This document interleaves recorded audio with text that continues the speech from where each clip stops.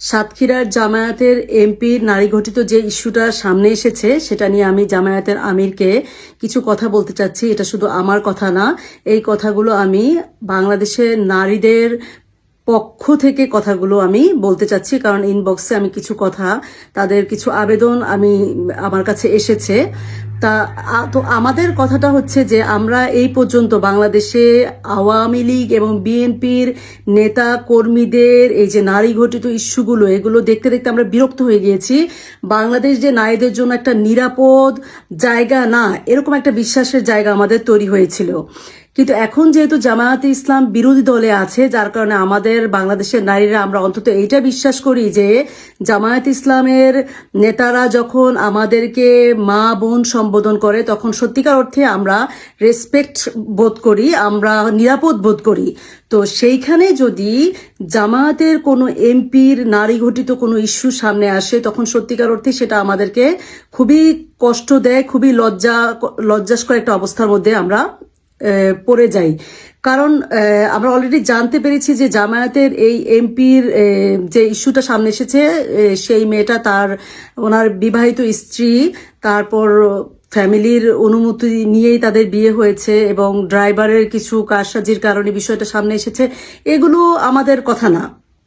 আপনার বিয়েটা আপনার বিবাহিত বৈধ ওয়াইফ কি না সেটা কথা না, সেটা হচ্ছে যে সেটা যদি হয়েও থাকে, সেটা হয়ে থাকার পরও যে পরবর্তী যে ইস্যুগুলো সামনে এসেছে, আপনি কেন যেখানে সেখানে আপনার ওয়াইফকে নিয়ে এরকম একটা পরিস্থিতিতে আপনি যাবেন? তো আপনি আপনার ড্রাইভারই বা কেন আপনাকে ট্র্যাপে ফেলবে বা এই টাইপের কিছু, এই ধরনের বিষয় আমরা দেখতে চাই না।